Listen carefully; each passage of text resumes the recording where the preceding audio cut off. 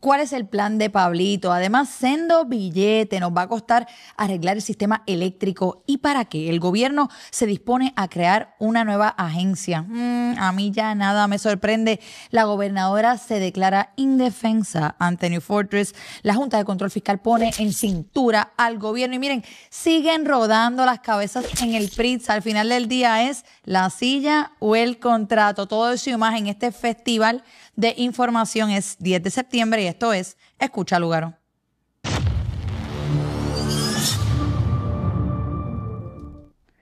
Bienvenidos a Escucha Lugaro, el espacio digital donde todos los días ustedes obtienen la información que necesitan para mantenerse al día, sobre todo las herramientas para combatir la desinformación. Nos consiguen diariamente en mi canal de YouTube, Alexandra Lugaro PR. Siempre les invito a que pasen por allá, se suscriban, le den like, comenten, perdónenme. Eso permite que el contenido llegue a más personas. También estamos en las redes sociales de Molusco, en Facebook, en Instagram, en TikTok, en las mías personales, en las mismas 3 plataformas. Recordándoles que ahora, además de la Escucha Lugaro, tienen todos los días en vivo Última Palabra a las 5:55, así que ahora sí que tienen información de Verdura. Vamos a arrancar, que hoy tenemos muchas cosas en el tintero, todas son importantes y al final del día hay muchas que están pasando por debajo del radar con todo esto de la guerra con Venezuela. Pero miren, el ojo en la bola. Vamos a comenzar con el plan de Pablito. Pablito ha propuesto al Congreso de los Estados Unidos el cambio del PAN al SNAP. Esto es algo que lo habíamos estado hablando anteriormente. Yo les había dicho, miren, la realidad es que hay que enfocarnos en cosas que sean prioritarias, porque los republicanos nos han dicho una y otra vez que no van a aprobar esto. Así que al final del día mi recomendación, tanto a Pablo José como a la gobernadora, ha sido, mira, enfoquen los cañones en las cosas importantes, en los fondos de reconstrucción, en lo que es Medicaid, en lo que es desarrollo económico, lo que es energía, pero no, están empeñados en el cambio del PAN al SNAP. ¿Cuánto significaría este cambio? Pues miren, estamos hablando de 1.600 millones adicionales. Actualmente Puerto Rico recibe una subvención de 2.900 millones. Si se hiciera el cambio, serían 1.600 millones. Pero usted se preguntará, ¿por qué los republicanos han estado en contra de esto? Por muchas razones. El poder hacer un cambio del PAN al SNAP requiere nuevas tecnologías, una infraestructura que Puerto Rico no tiene. De hecho, si miramos cómo históricamente hemos recopilado los datos y las estadísticas, estamos colgados. Y si usted mira cuál es el escenario actual en estos momentos con la política pública de Donald Trump de recortar los presupuestos, de recortar los fondos, políticas públicas que realmente no redundan en este tipo de cosas, pues a la verdad que ellos no están leyendo bien el cuarto, pero que han decidido, dejen que ustedes vean este plan. Vamos a ver el plan de Pablo, por favor, colócamelo ahí. Miren, él quiere, para que usted tenga, devuélvame a mi cabeza, a mi cara, porque quiero explicar esto antes que lo leamos. El plan de Pablo consiste en que ellos le aprueben el cambio del PAN al SNAP para hacerlo dentro de 15 años. Él quiere que aprobemos un plan, que esto comience a regir a partir de 10 años de aprobada esta ley y que tengamos 5 años de transición.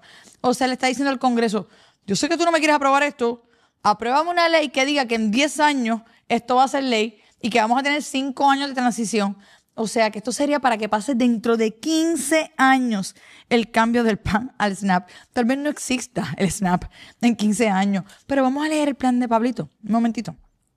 Vamos para allá. Se prevé que los primeros 10 años se centren en el desarrollo de la infraestructura necesaria, como los datos estadísticos y la capacitación de la fuerza laboral. Los años 11 al 15 deberán estar dedicados, de acuerdo con la propuesta del comisionado Hernández, a poner en marcha el plan de transición que requerirá ajustar beneficios y procesos administrativos. Ustedes me pueden decir, algunos de los que está allá afuera, que le encuentran coherencia a un plan que es para una aprobación dentro de 15 años. Para que usted lo ponga en contexto, mi hija va a tener 30 años. 30 años. Yo creo que esto al final del día responde a poder decir de alguna forma, me aprobaron algo, aunque sea algo que no vayamos a ver. Dentro de todo este proceso, recordemos que los presupuestos en los Estados Unidos cambian anualmente. Así que al final del día es una medida para las gradas, es una medida que no se ajusta a la realidad de los Estados Unidos. Y vuelvo, en estos momentos hay muchas cosas bien importantes donde se nos va la vida, incluyendo los nombramientos de la Junta de Control Fiscal. Así que un plan a 15 años no debe ser la prioridad. Vamos entonces a lo que sí debe ser la prioridad, que es el sistema energético de Puerto Rico. Ya yo les había dicho anteriormente que se pronosticaban aumentos en lo que se iba a requerir para arreglar el sistema. Al final del día tenemos un dinosaurio mohoso ahí. Podemos sacar a Luma mañana y el dinosaurio mohoso va a estar allí. Así que nosotros tenemos que olvidarnos de Luma, de Genera, de la autoridad y ponernos para nuestro número y empezar a arreglar todo el sistema energético. El último estimado que tenemos de cuánto nos va a costar hacer eso es de 24,000 millones de dólares a lo largo de 10 años. De forma inmediata necesitaríamos 12,000 millones para la red eléctrica. ¿Cómo se desglosa esto? Vamos a ver entonces la inversión, cómo se dividiría. Miren aquí, vamos a ver cómo ellos planifican pagar esto. Zúmbame la grafiquita sí, ponme esta misma.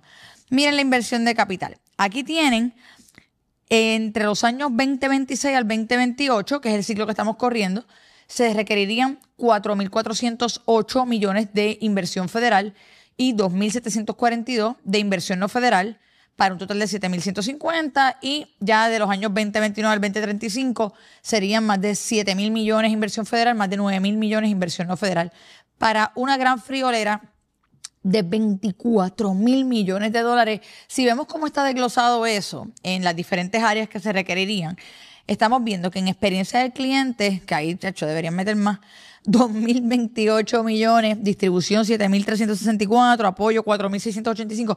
Sepan que estos no son miles de dólares, estamos hablando de miles de millones, para que estemos claros. Subestaciones 5,326 y transmisión 4,495 para los 24,271 millones de dólares. Miren, ¿cómo esto nos afecta? Pues cuando ellos te dicen que parte de esto es inversión federal, pero gran parte es inversión no federal, ¿dónde usted cree que está la inversión no federal?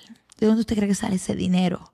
¿Usted cree que Papito Dios nos envía ese dinero del cielo como le llega esa orden a Waldemar Quiles? No, ese dinero llega de su bolsillo a través de contribuciones o a través de aumentos en la tarifa. Así que lo que nos están diciendo del saque es que en los próximos 10 años Puerto Rico va a requerir de aumentos tarifarios que podrían llegar a casi 10 centavos por kilovatio hora. Estamos hablando de que si usted le suma el pago de las pensiones, que son 2 centavos kilovatio hora, en Puerto Rico va a ser insostenible pagar energía eléctrica, va a ser insostenible. Pero si esto se dijera que va a redundar en que vamos a tener el megasistema energético, pero vamos a ver cómo va a estar ese sistema después de espetarle 24,000 millones de dólares. Miren lo que dice esto. De materializarse ese volumen de inversión, Luma pronostica que al final de ese periodo los principales indicadores de confiabilidad del servicio mejorarán hasta un 80%, pero que incluso en el escenario más optimista, Puerto Rico continuaría padeciendo uno de los peores sistemas eléctricos en los Estados Unidos a base de las tasas de frecuencia y duración de apagones. Nos están diciendo que aún metiéndole 24,000 millones al sistema, como quiera vamos a estar entre las peores jurisdicciones en términos de la cantidad de interrupciones y la frecuencia de las mismas, el tiempo que estamos sin luz. Pues ¿para qué vamos a meterle 24,000 millones a ese sistema? ¿Quién en su sano juicio le dicen vas a tener que hacer una inversión de 24,000 millones y con todo eso vas a estar entre los peores?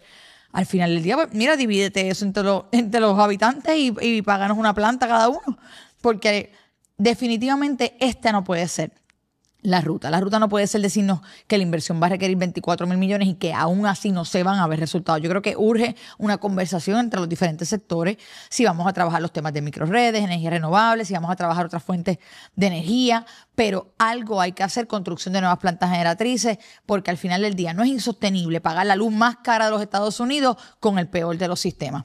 Y si hablamos de malas decisiones, vamos al tema de New Fortress, que la gobernadora ahora nos está diciendo que ella está indefensa contractualmente. Mira cómo lo dice, afirma indefensa contractual con New Fortress Energy.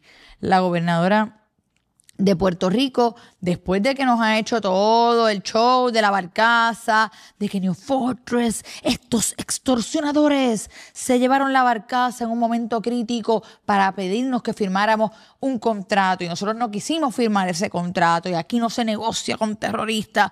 Pues miren, al final, ¿saben lo que hicieron? ¿Saben lo que hicieron? Ustedes saben lo que hicieron.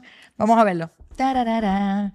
La gobernadora Jennifer González afirmó que Puerto Rico está en indefensa contractual con New Fortress Energy, por lo que se extendió la negociación de suplido de gas natural con la empresa, que informó una pérdida neta de sobre 500 millones en el segundo trimestre del año. La empresa New Fortress, que está a punto de irse a pique, si usted ve esas acciones, miren, eso va ahí en picada, está dependiendo de un contrato con Puerto Rico, pues esa empresa quebrada, Puerto Rico acaba de extenderle el contrato de gas natural porque dice que estamos indefensos. Esa es la misma empresa que fue demandada esta pasada semana, lo hablamos aquí, eso se llama Puerto Peligro, pueden ver ese escuchalugaro. Hablamos aquí de que está demandada por los pilotos que hacen las maniobras para entrar en los barcos de New Fortress. ¿Por qué? Porque aquí la persona que dirige todo lo que tiene que ver con la seguridad en el muelle del gas, decidió unilateralmente quitar las medidas de seguridad que se exigían para la entrada de barcos de New Fortress. La entrada de estos barcos requiere de unas maniobras especiales donde se hacen miles de simulaciones para entender cómo tú vas a maniobrar con estos barcos de forma que no choques con el muelle y crees una explosión de gas masiva. Y no es una explosión de gas en el medio del océano, es en el puerto de San Juan, donde tienes todo el andamiaje por el cual entran los alimentos a Puerto Rico, por el cual entran los cruceros a Puerto Rico. Así que esto no es una cosa de poca monta. Dentro de esta flexibilización de reglas han demandado esta demanda que podemos ver aquí. Mientras New Fortress Energy enfrenta una demanda federal en la que se expone que a través de su subsidiaria New Fortress Energía decidió reemplazar los 4 remolcadores con capacidad de 80 toneladas métricas que guían su tanquero de gas natural por otros de menor potencia y con los cuales no se han realizado pruebas que comprueban su efectividad o cualquier situación inesperada o de emergencia. Ante esto, pues cabe preguntarnos, ¿cómo rayos piensan garantizar la seguridad en el muelle? La gobernadora contestó lo siguiente, vamos a ver. Ante preguntas sobre cómo el gobierno garantizará la seguridad de la Bahía de San Juan, la gobernadora respondió: estamos trabajando junto al Coast Guard y a la administración de los puertos, todos los updates que da la Guardia Costanera de Puerto Rico. Ellos son los que están a cargo de manejar ese asunto de seguridad. Ellos son los que deciden cuándo el barco entra, cuándo no entra, cuándo cumple, cuándo no cumple. Así que eso no le toca al gobierno de Puerto Rico. Es un área estrictamente federal y ellos en el pasado no han dejado entrar barcazas porque no cumplen con las disposiciones de seguridad. Así que ese trabajo se está haciendo y recae en las manos del capitán del barco. Pues miren, eso es totalmente falso, porque aquí mismo hablamos de cómo la nueva presidenta nombrada por la gobernadora, en 15 días de haber sido nombrada, quitó unilateralmente todas las reglas de seguridad. Es precisamente por eso que existe una demanda de estos capitanes de barco pidiendo un auxilio de los tribunales federales para proteger la seguridad de nuestros muelles. Más allá de eso, la gobernadora dice, mira, al final del día esto lo tenemos que hacer porque estas son las opciones que nos quedan. Vamos a ver las opciones que nos quedan. Empezar un proceso en tribunales de expropiación que nos va a costar millones de dólares al pueblo de Puerto Rico, no necesariamente con buenos resultados, y añadiéndole cargos adicionales para poder sufragar esos gastos. O busco negociar con el que hoy tiene eso y que me permita tener el gas más barato, porque de lo contrario, si yo consigo otra compañía, tengo que pagarles a ellos para que nos dejen usar su muelle y usar sus empleados para poder gasificar. O sea, básicamente la gobernadora está diciéndonos en la cara, hay que escoger entre Guatemala y Guatapeor. Pues miren, no es así. Esto es una política bien acomodaticia. Estamos hablando de que estas personas tienen un control total del único muelle en el norte de Puerto Rico mediante el cual puede entrar gas. Estamos hablando de que de las 14 plantas que hay en Puerto Rico, 10 operan con gas. Así que al final del día tenemos que entender la importancia del gas aún, ¿verdad? Porque estamos aquí viviendo en los tiempos de la guácara. Todavía dependemos del gas como fuente de combustible fósil, pero es la realidad que tenemos. Y mientras esa es la realidad, el tener solamente un muelle en el norte de Puerto Rico mediante el cual entra el combustible del cual dependemos y darle el control exclusivo de ese muelle a una compañía en quiebra. Pero más allá de una compañía en quiebra, una compañía de un chorro de listo, que en el momento en que Puerto Rico se vio con una emergencia energética, decidieron llevarse el barquito con el gas, básicamente diciéndonos en la cara, miren mi gente, el día que yo quiera los dejo sin luz hasta que no me firmen el contrato, un contrato del cual ellos dependen. ¿Realmente queremos estar a merced de estas personas 15 años más. Si este gobierno bota dinero en cuánta cosa, lo vemos todos los días. Yo reseño aquí las botadas de dinero que hacen, los contratos irregulares, los contratos ilegales, los desembolsos incorrectos. Y me dices a mí que no estás dispuesto a gastarte chavitos en abogados para poderle cancelar el contrato a esta gente y quitarles el muelle. Es una cuestión de voluntad. Y el que la gobernadora nos diga hoy que está indefensa contractualmente, miren, ese contrato lo firmó el gobierno de Puerto Rico. Más allá de que lo firmó el gobierno de Puerto Rico, lo firmó con cláusulas que son malísimas para el pueblo puertorriqueño. Tanto así que en días recientes tuvieron que pagarle 110 millones a Genera para cambiar una dichosa cláusula. Pagaron una penalidad de 110 millones para cambiar una cláusula. Eso es lo malo que son negociando. Y ahora viene y dice que está indefensa contractualmente. Ay, miren, me llegó esto, lo voy a usar aquí. Miren, esto es lo que tengo para esto. Mi violincito. Un violincito para la gobernadora. No está indefensa contractualmente, hace falta voluntad. Que tengan la voluntad, que lleven a esta compañía a los tribunales y que le quiten el dichoso muelle. Vamos entonces al Departamento de Educación. En Puerto Rico se ha creado un proyecto legislativo para crear una agencia adicional. De hecho, el Departamento de Educación se ha opuesto a la creación de esta agencia. Ellos quieren crear una agencia para sustituir la OMEP. Y esto sería crear una nueva administración para trabajar con todo el tema de infraestructura escolar. El Departamento de Educación se opuso. Tenemos el proyecto del Senado que fue presentado para esos fines, creo que es el 191. Mira, a ver, vamos a ver. ¡Boom! Ahí está. Proyecto del Senado 191. Es para crear esta nueva agencia donde se trabaje todo el tema de la infraestructura desde afuera del Departamento de Educación. Al final del día, miren, vamos nuevamente a poner los ojos en la bola, vamos a enfocarnos en lo que es prioridad. ¿Realmente es prioridad crear otra agencia? Si ya el tema de infraestructura escolar se está trabajando desde la OMEP, no nos compliquemos, no cambiemos las fichas a estas alturas del juego. Pónganse a arreglar lo que tienen en vez de crear nuevas cosas, nueva burocracia, nuevos puestos, nuevos espacios de confianza, nuevos contratos, por favor. Aparte que yo no sé, al final del día la Junta va a tener que sacar ese machetito bien afilado porque aparentemente no hay controles. Y hablando de eso, vamos a este reportaje donde la Junta ha tenido que reiterar que la ley sobre exenciones del crimen no puede entrar en vigor. ¿A qué se refiere esto? Pues miren, ustedes saben que lo hemos discutido aquí en muchas ocasiones cómo opera esta cuestión de tener una Junta. Ellos aprueban un presupuesto y ese presupuesto, si usted va a cambiar algo en el presupuesto, tiene que pedir autorización. Si usted va a crear una ley que requiere nuevos gastos fuera del presupuesto, pues tiene que usted identificar de dónde rayos va a sacar el dinero. Así funciona la vida. Usted no puede en su casa, con el mismo sueldo que se lleva ganando hace 10 años, de momento entrar en nuevas deudas. Ah, no, me quiero comprar ahora un Ferrari. Ajá, ¿y de dónde rayos vas a pagar tu Ferrari? Pues es lo que pasa con el gobierno todos los días. El gobierno tiene un sueldito bien bajito y todos los días quiere un Ferrari, quiere un yate. En este caso, el gobierno quiere dar unas exenciones en el crimen. O sea, que haya una gente que no pague. ¿Cuál es la ley que quieren ellos poder darle continuidad? Miren, la Junta de Supervisión Fiscal volvió a reiterar el freno a la implementación de la Ley 37, que establece exenciones en el pago de contribuciones sobre la propiedad para proyectos de vivienda subsidiada bajo el Programa de Desarrollo Rural del Departamento de Agricultura Federal, la sección 8 y algunos administrados por el Departamento de la Vivienda.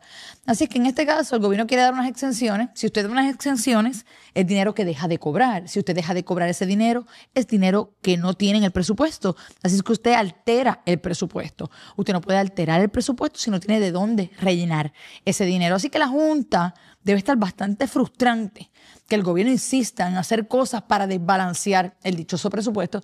Pues la Junta, que parece que Robert Machete Mojica ha seguido trabajando allí, le votaron a medio mundo, pero mira, él sigue ahí a galope. Y les dejo claro, miren, por favor, no pueden darle paso a esta ley sin buscar recursos. Otra cosa que hizo también la Junta de Control Fiscal a la misma vez en estos días, porque se quedaron sin los miembros de la Junta, pero la maquinita de hacer cartas está funcionando. Han aprobado el manejo de activos del fideicomiso de retiro de la policía. Así es que ya por fin se ha aprobado esto, más allá de aprobar el manejo de estos activos del fideicomiso de la policía. Como les dije, la maquinita de hacer cartitas de la Junta está en perfecto funcionamiento y enviaron una cartita también a una gente que se está haciendo de la vista larga, que es la gente que tiene que ver con las máquinas de juegos en carretera. Miren, en paralelo, la Junta de Supervisión Fiscal también envió el 9 de septiembre una carta al director de la Comisión de Juegos, Juan Santalla Marchán, para exigir un informe sobre la implementación de la Ley 112, que legaliza y regula las máquinas de juegos en carretera y destina sus recaudos al fideicomiso de retiro de la policía. El ente fiscal recordó que tanto la Comisión como la Junta de Retiro están obligadas a emitir reglamentos para hacer efectiva la medida y que deberá recibir a más tardar el 20 de septiembre datos sobre el número de máquinas registradas, las multas impuestas, los ingresos generados en comparación con las proyecciones iniciales. Miren, ¿a qué se refiere esto?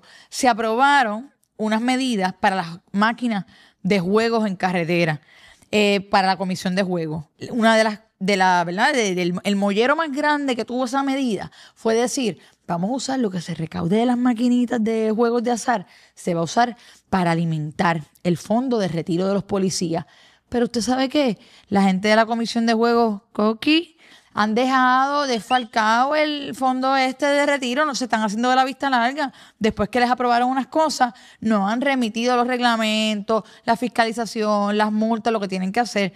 Así que al final del día, pues Robert Machete Mojica tuvo que sacar nuevamente su maquinita a pasear y enviarles una cartita. Bueno, vamos al tema de los temas, pero primero, elige tecnología inteligente con los aires acondicionados General Electric. ¿Cansado del calor sofocante? General Electric te ofrece la solución más avanzada. Equipos eficientes, silenciosos y con tecnología inverter que enfrían rápido y ahorran energía. Dile adiós a los recibos de luz altos y hola al confort perfecto. No esperes más. Llama a Benítez Air 787-635-8943. Aprovecha la flexibilidad de financiamiento disponible y la mejor garantía de 10 años en tu equipo. Lleva el mejor aire acondicionado a tu hogar. Benítez Air 787-635-8943. Bueno. Parece que está bien afilada esa tijera y en el Pritz siguen rodando las cabezas. Y en este caso se ha quedado nuevamente el Pritz sin liderato. De hecho, la gobernadora ha retirado otro nombramiento. Este sería su tercer nombramiento retirado. En este caso estamos hablando del nombramiento de Martín Jiménez Morales, que ha sido retirado como principal ejecutivo de Innovación e Información del gobierno y director ejecutivo del Puerto Rico Innovation and Technology Service, PRITS. Este es su tercer nominado para el puesto en lo que va de administración. Miren, yo voy a remontarme, y si usted no lo ha visto, véalo. Hay un escuchalúgaro, que es este que están viendo aquí. Desenmascaré al doctor Nébula. En este escuchalúgaro se explica todo lo relacionado a un contrato con Subo Technologies. Ahí yo les explico toda una cronología de todas las cabezas que han rodado por no querer firmar un contrato con esta compañía. Y de hecho, yo les voy a refrescar un poquito la memoria. Vamos a estas cabecitas que tienen aquí. Miren, desde que comenzó toda esta saga, que se ha extendido por 5 años, han rodado distintas cabezas. Sácame esas cabezas y las volvemos a estas cabezas una vez más. Pero quiero esta cabeza que está aquí. Ok, miren, cuando Wanda Vázquez, en el fatídico periodo de gobernación, culminó su último día de administración. Ese último día Wanda Vázquez hizo 70,000 cosas. Ese 31 de diciembre fue devastador. Pero una de las cosas que hizo antes de irse, a las 5 de la tarde, su último día, fue firmar un contratito de 11 millones a esta compañía Subo Technologies. Recuerden que las personas que se tienen que encargar de este tipo de cosas son los secretarios de Estado. ¿Qué pasa? Cuando llega Larry Selhammer, después de que Wanda se va a este puesto, Larry Selhammer mira esto y dice, anda, esto yo lo voy a referir. Esto es un trambo, definitivamente. Pues como Larry Selhammer refirió el contrato, automáticamente, ¿qué le hicieron? Le picaron la cabeza. Posteriormente, usted tiene los nombramientos de personas, por ejemplo, como Enrique Volkers, que estuvo como nominado al puesto de principal oficial de informática, colgado en las diferentes autoridades. La cabeza se fue. Tuvo a Nanette Martínez, también nominada para el puesto y también colgada. Se fue. Después de eso, tuvimos este nombramiento. Mira, ponme las cabezas ahí. Ahí están. Ahí tiene la primera cabecita negra. Es porque no tenemos su foto. Este es el principal oficial de informática del Departamento de Salud, que fue donde comenzó el bochinche del contrato. Ese señor, su cabeza se fue. Después tiene ahí a Volkers, tiene a Nanette, tiene a Larry Selhammer. Y ese último que tiene allí, el que sale primero en la foto, es Antonio. Antonio, que ahora vamos a ver su apellido en la próxima gráfica, fue el primer nominado de la gobernadora Jennifer González. Y vamos a recordar aquel momento, miren, cuando la gobernadora retiró ese nombramiento a Antonio Ramos como director del PRITS, esto fue para abril, ya ella lo había nominado, este fue el primero que ella nomina. Después de eso, nominó a Luis Javier Rodríguez Vega. Y así mismo como nominó a Luis Javier Rodríguez Vega, ponme ahí cuando le retiró el nombramiento de Luis Javier. No, el anterior. Ahí retiró a Luis Javier Rodríguez Vega. Esto fue el 30 de abril. Estoy friendo y comiendo. Se va uno, llega otro. Luego entonces hace un tercer nombramiento. Vamos ahí. Mírenlo ahí, el proceso del tercer nombramiento. Esto tiene fecha del 23 de junio. Hace el proceso del nombramiento. ¿Y qué pasó con el último nombramiento? Ay, míralo ahí, cómo se fue a pique. Míralo ahí. Gobernadora retira nombramiento de Martín Jiménez Morales como director de PRITS. ¿Quién les dio la exclusiva? Esta que está aquí ayer en última palabra. Por eso es que tienen que estar pendientes para que se lo lleven la información primero. Retiró ese nombramiento en el día de ayer. Al final del día, ¿qué hemos estado viendo? Miren, este nombramiento fue retirado directamente desde Fortaleza. En esta ocasión, a diferencia de otros candidatos, esta persona contaba con los votos en el Senado para ser confirmado. Así que vamos a tirar mi opinión para cerrar esto con broche de oro. Esto es la opinión de Lúgaro. La mayoría de los procesos actuales en Puerto Rico, tanto a nivel federal como estatal, dependen de la implementación de tecnología. Incluso muchos de los requerimientos que le ha hecho el gobierno federal a Puerto Rico y a su gobierno tienen que ver con recopilación de estadísticas, sistemas de información, tecnología que esté preparada contra ciberataques. Por lo tanto, la oficina del principal oficial de informática y tecnología es sumamente importante para todo este andamiaje. Al final del día es como si fuera casi una espina dorsal del gobierno.